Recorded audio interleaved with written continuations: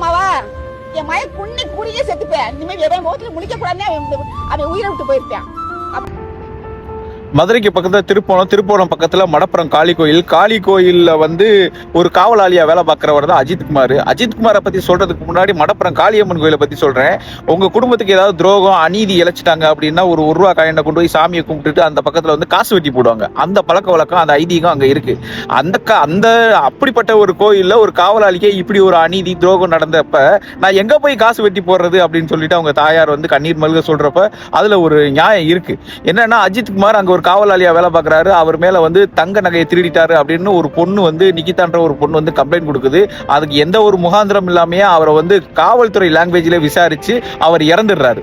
இறந்த உடனே என்ன ஆகுது அப்படின்னா அதை சுயமோட்டோவா உயர்நீதிமன்றம் சிபிஐ விசாரணைக்கு உத்தரவிடப்ப ஜாமீன் மனுவில் வந்து என்ன சொல்றாங்கன்னா சிபிஐ இந்த அம்மா கொடுத்த கம்ப்ளைண்டே தப்பு, பொய், போலி அப்படின்னு சொல்லுது. நம்ம ஒரு 2 வீலர் தொலைஞ்சு போச்சுன்னு ஸ்டேஷனுக்கு போனாலே எந்த மாடலு, எங்க வாங்கின, எங்க தொலைச்ச, எப்படி தொலைச்ச, ஏன் தொலைச்ச, எதுக்கு தொலைச்சேன்னு 1008 கேள்வி கேட்டுதான் இதுல வந்து முகாந்திரம் இருக்கான்னு சொல்லி கம்ப்ளைண்ட் வாங்குவாங்க.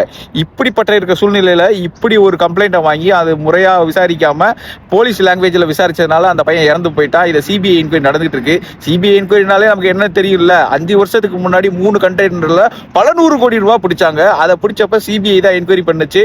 இதை வந்து கோர்ட்ல வந்து என்ன சொன்னாங்கன்னா அந்த 3 லாரியுமே டுபாக்கூர் லாரி, இதோட ரிஜிஸ்ட்ரேஷனே போலி அப்படின்னு சொல்லிட்டு போனாங்க. 5 வருஷம் வரைக்கும் இன்ன வரைக்கும் அந்த பல 100 கோடி ரூபாய் யாருக்கு சொந்தன்றது இன்ன வரைக்கும் தெரியல. அதே மாதிரி இதுல ஆயிடக்கூடாது அப்படின்னு சொல்லிட்டு நியாயம் கிடைக்குமானா கண்டிப்பா கிடைக்காது. கண்டிப்பா இதுக்கு வந்து அஜித்குமாருக்கு நியாயமே கிடைக்காது அப்படின்னு தான் சொல்லணும். வேற என்ன சொல்றது?